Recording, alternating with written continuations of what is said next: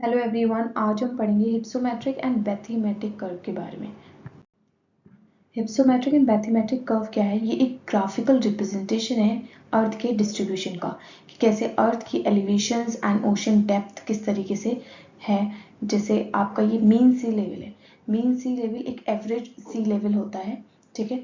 वहाँ से अर्थ का एलिवेशन एंड उसकी डेप्थ फाइंड आउट करने के लिए हम ये दो कर्व को पढ़ते हैं, हिप्सोमेट्रिक एंड बैथीमेट्रिक। हम इंडिविजुअली जानते हैं कि हिप्सोमेट्रिक क्या होता है एंड बैथीमेट्रिक क्या होता है। हिप्सोमेट्रिक कर्व ये क्या होता है? इसमें अर्थ का जो मीन सी लेवल है, जो ओशन का हम एक एवरेज सी लेवल मानते हैं, उससे ऊपर हाइट और एलिवेशन को दिखाता है हिप्सोमेट्रिक कर्व, ठीक है।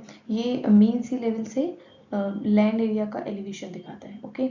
एक्स एक्सिस पे क्यूमुलेटिव आपकी परसेंटेज होती है लैंड एरिया का, ठीक है। ये इसमें क्यूमुलेटिव परसेंटेज होती है, याद रखना, एग्जाम्स में पूछ लेते हैं। एंड यहाँ पर वाई एक्सिस पे एलिवेशंस होते हैं। This is the hypsometric curve, okay. I hope आपको समझ आया होगा कि मीन सी लेवल से हाइट और एलिवेशंस को दिखाता है hypsometric curve. Now bathymetric. Bathymetric curve वो होता है जो मीन सी लेवल से डेप्थ को दिखाता है।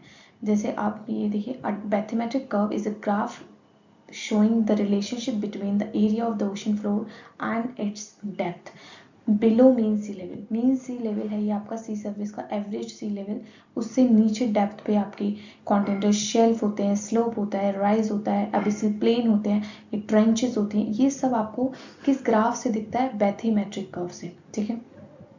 एक्स एक्सिस पे यहाँ पर भी लैंड ओशन का एरिया होगा, वहाँ पर लैंड एरिया था क्यूमुलेटिव परसेंटेज, यहाँ पर बैथीमेट्रिक में ओशन एरिया है क्यूमुलेटिव परसेंटेज में। ये एक्स एक्सिस पे, वाई एक्सिस पे डेप्थ दिखाता है, ठीक है।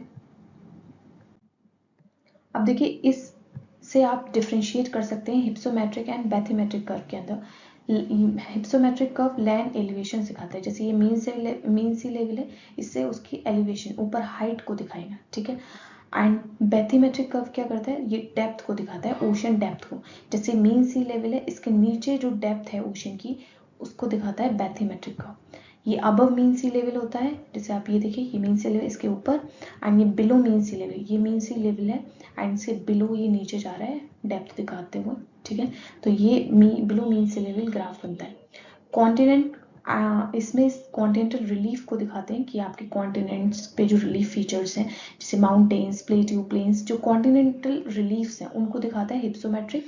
एंड ये ओशन फ्लोर के जो रिलीफ हैं, जैसे आपकी continental shelf, ocean floor, trenches, ये सारे जो ओशंस के जो फ्लोर पर जो रिलीफ फीचर दिखते हैं, ओशन डेप्थ में जो रिलीफ फीचर्स हैं, उनको बैथीमेट्रिक से दिखाया जाता है।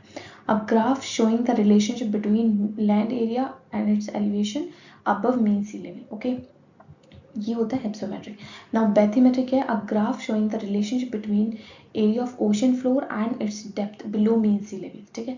Depth and area of ocean ये दिखाता है।